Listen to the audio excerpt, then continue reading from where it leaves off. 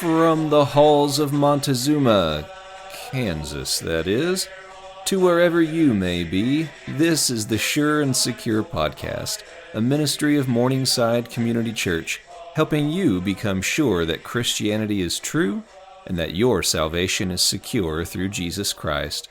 I'm Pastor Tim Erickson. Thanks for listening today. Yes, indeed. Thank you for listening today. I really appreciate you giving me the opportunity to teach you something to the glory of God.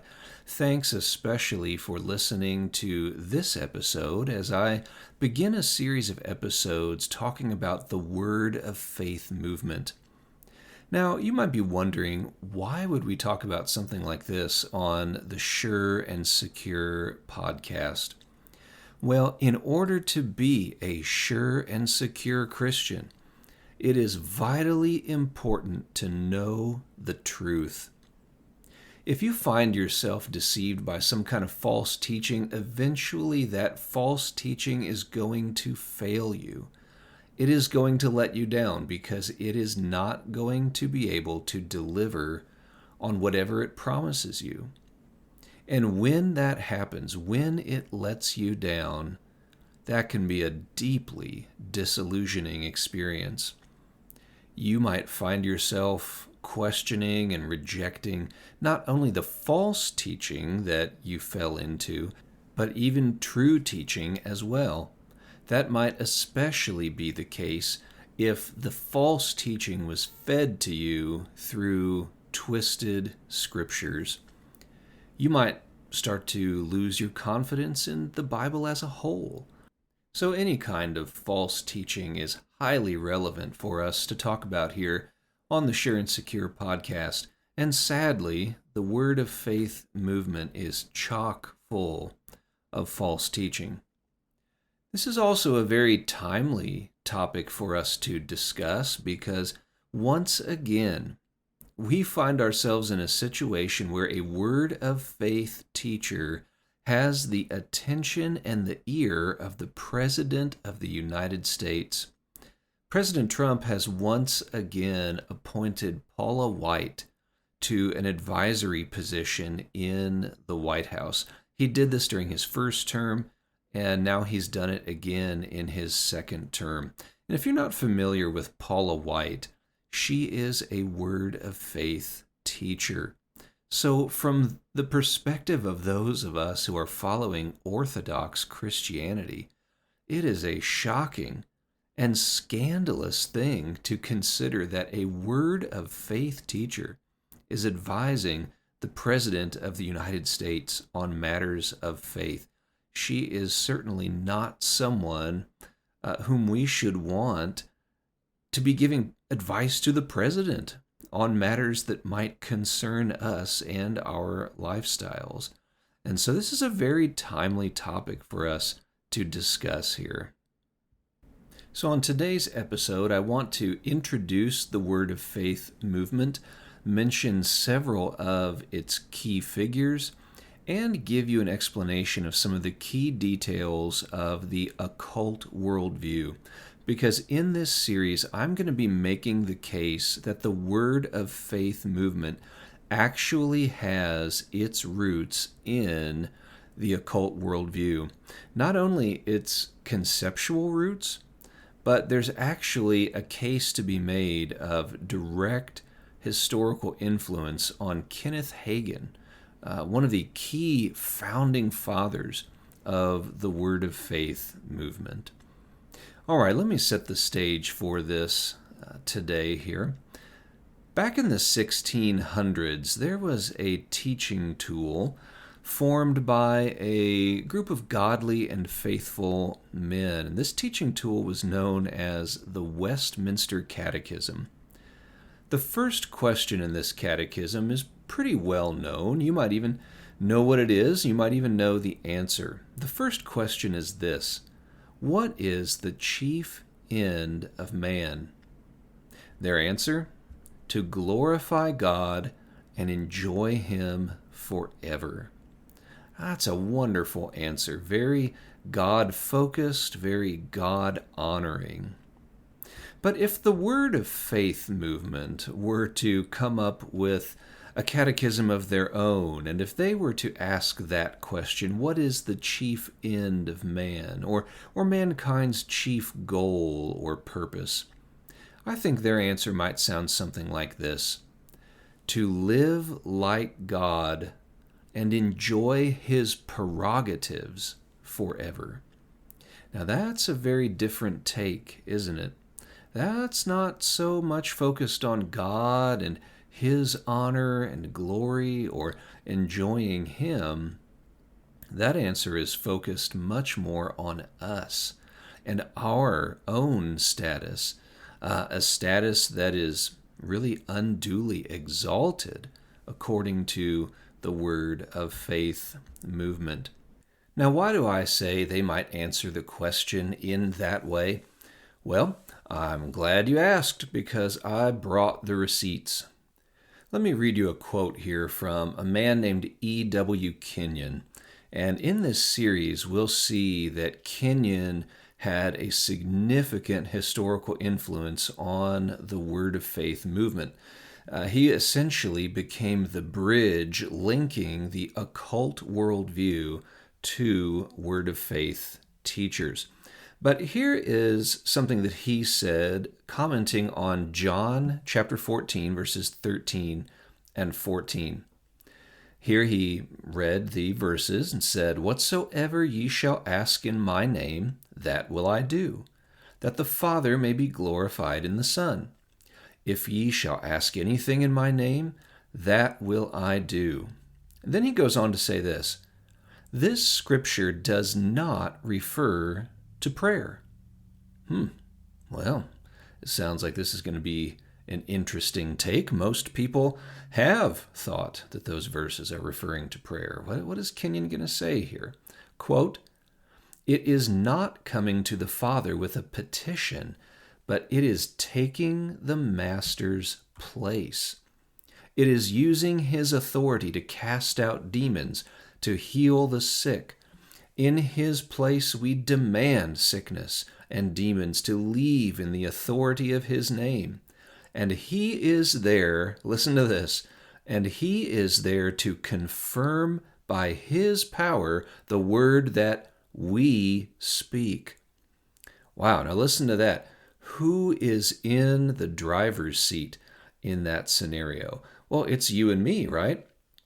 It's not God. He's just there to confirm by His power the word that we speak. So in Kenyon's view here in this comment, we are in an exalted and even divine position where we can demand that certain things would happen, and they will happen because God simply confirms by His power the word that we speak. Well, is that kind of mindset and teaching still true of the Word of Faith movement? Well, yes, it is. Here's one quote from many that we could choose from Joel Osteen. Joel Osteen, of course, a highly recognizable figure these days in the broad world under the label of Christianity. He pastors the largest church in the United States. And here's one thing that he said in his book, I Declare, quote, "You may be in a difficult time right now, but let me challenge you. Don't use your words to describe the situation. Use your words to change the situation. Declare health. Declare favor. Declare abundance," unquote. Now listen to what Joel Osteen says there. He's saying we can change the circumstances of the physical world around us simply by the power of our words. Now, I'll make this even more clear in the rest of the series, but when you hear a quote like that from Joel Osteen, don't get the impression that he's saying, just stay positive and that will help you continue to work hard and maybe one of these days your hard work will pay off. No, he is saying that we can literally change the details of the physical world around us by the words that we speak. So, this is a staggering claim made by the Word of Faith movement, and we'll see in this series why they think they can make that claim and why they think we have this power. Well, let me introduce you to a few names at this point, mention to you a few key figures in the Word of Faith movement. Some of these are figures from the past, some of these are figures from the present. The first I'll mention, I've already mentioned him to you, E.W. Kenyon. He lived until the mid-1900s. His ministry was in the early to mid-1900s. And he was a Baptist minister.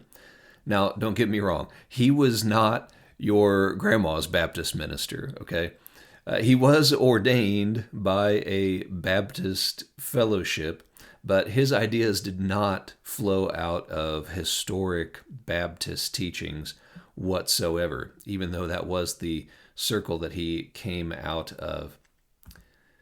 Another name to be familiar with is Kenneth Hagin. He is considered to be kind of the granddaddy of the Word of Faith movement. Several other Word of Faith ministers openly refer to Hagin as their mentor. During his life, he founded the Rhema Bible Training College in Tulsa, Oklahoma. Another prominent Word of Faith teacher, a man named Frederick Price. He was the pastor of a very large congregation in Los Angeles, and he founded the Fellowship of International Christian Word of Faith Ministries. And so he was not only the pastor of his own congregation, he was also a leading figure in the Word of Faith movement, a leading organizer, pulling together various Word of Faith teachers. Another very familiar name, Kenneth Copeland. His ministry has been broadcast on TV for decades now. Kenneth Copeland, at least during President Trump's first term, was also an advisor to President Trump. So it wasn't just Paula White. Kenneth Copeland has also had the attention and the ear of President Trump at different times. Benny Hinn, another well-known Word of Faith teacher, his ministry continues today. Now, I should mention that on at least one occasion, maybe two, Benny Hinn has publicly expressed some degree of repentance over Word of Faith teachings that he has proclaimed, but after those statements, he's gone right back to his old ways. And so it doesn't seem like Benny Hinn has changed his colors, unfortunately, to any degree. I also read a quote to you a moment ago from Joel Osteen. He is perhaps the most recognizable, most popular Word of Faith teacher these days. His books essentially hit the bestseller list almost as soon as they are released. His ministry is broadcast on TV, and he, of course, has the reputation of being very disarming. He's famous, of course, for giving off this very friendly and encouraging air, and that's really what his ministry calling card is, trying to offer positivity in various ways. But unfortunately, he embraces and promotes Word of Faith teachings. Joyce Meyer is another name to be familiar with. Her ministry has perhaps faded out of the limelight just a little bit in more recent years, but she still has been well known in years past. Creflo Dollar is another name from this movement. Now, I'm certainly not the first one to point this out, but I've got to say it too. What a perfect name for somebody who's all about prosperity, right? Creflo Dollar, of all things. And then T.D. Jakes is also a name that you should be familiar with when you think about this movement. T.D. Jakes has been able to have more connections in the Orthodox Christian world to a certain extent, but he too is a Word of Faith teacher. And then, of course, I've mentioned Paula White. She was mentored by T.D. Jakes. She has been the pastor of the New Destiny Christian Center in Florida. And as I already mentioned, both in President Trump's first term and now in his second term, she serves as one of his advisors. So she is tremendously influential in that sense. You probably don't have her kind of connections to the President of the United States. I certainly don't have those kind of connections to the President of the United States, but she does. And here she is, so sadly, peddling false teachings to the masses, and false teachings that have their roots in the worldview of the occult.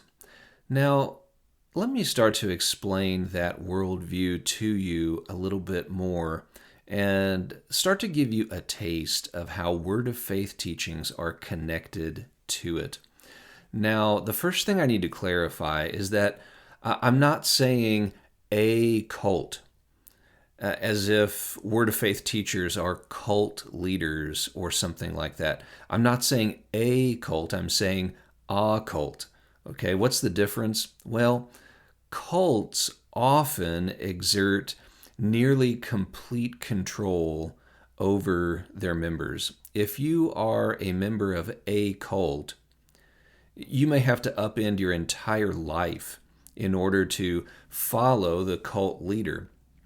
The cult leader may demand that you move to be wherever he is, so he can exercise all kinds of influence over even the most intimate details of your life. Well, that kind of thing certainly is not true of Word of Faith teachers. As a matter of fact, as long as you send them money, they don't even really care what else you do with your life. They're not interested in controlling every aspect of your life. So I'm not saying that they are cult leaders, and I'm not saying that people who watch them on TV or read their books are members of a cult, okay? No, the word I'm using is occult. And perhaps you've heard that term before associated with things like witchcraft or sorcery or something like that. And so maybe you're very surprised to hear me starting to make a connection between something that is tied in with witchcraft and sorcery and connect that to Word of Faith theology. But as I'll show you, there really is a connection here. A pretty basic definition of the word occult would be of or relating to magic, astrology, or any system claiming use or knowledge of secret or supernatural powers or agencies. Now, you might hear that and think, well, wait a minute, Tim. Christianity in general claims to have knowledge of a supernatural power or agency, right? We claim to have knowledge about God, and he certainly possesses supernatural powers. He is certainly a supernatural agent. So what's the difference here? Well, the difference is that the occult worldview teaches that those supernatural powers or agencies can be brought entirely under our control. We can learn to use them to do whatever we desire to do. It is the complete opposite of biblical Christianity, where we submit ourselves to God and His supernatural power. No, instead, the occult worldview says we can bring those supernatural powers into submission to our will. Now, the word occult, it comes from the Latin word meaning to conceal. In other words, what the occult worldview promises you is knowledge about secrets of the universe that will allow you to gain mastery over your circumstances. And what is the biggest secret in the occult worldview? Well, it's this, that there are laws in the spiritual realm that allow a person to have mastery over the physical realm. In other words, from the occult point of view, the material world is not the primary part of reality. In fact, the details of the material world could actually be very deceptive. They might give you the impression that you're not really in control, that you're not really in charge, that you are just somehow a victim of your circumstances. In the occult worldview, the spiritual realm reigns supreme, and in that realm, you are said to be divine. And you can tap into power to bring about changes in the material world around you. Now, some expressions of the occult may not say that you are divine necessarily, but one thing that they all have in common is the idea that there really is not any divide between you and whatever is divine.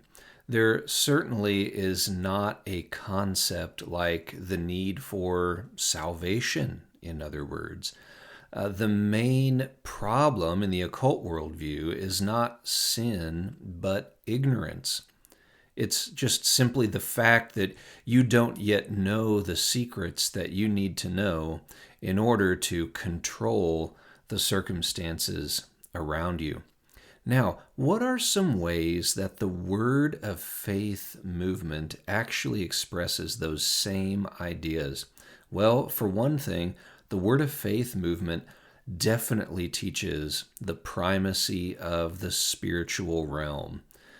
In Word of Faith teaching, the material realm can deceive you. The circumstances in the physical world might make you think that you're poor, or that you're sick, or that you're unsuccessful. But in Word of Faith teaching, those appearances are not the true reality about you. And they might keep you from having the fullness of life that is said to be your birthright from God. And so in the Word of Faith worldview, you are not supposed to believe those circumstances about yourself. You're not supposed to claim those things about you, because if you were to claim them, you might actually become trapped in them, or you might come to think that you can't escape those circumstances. So, for example, if you are physically sick and you're given a particular diagnosis, you are not supposed to claim that diagnosis for yourself. You're not supposed to accept it as being true. Instead, you're supposed to avoid claiming that diagnosis and begin to change your circumstances with the things that you say about your health. The Word of Faith movement also teaches that you have an inner divinity about you.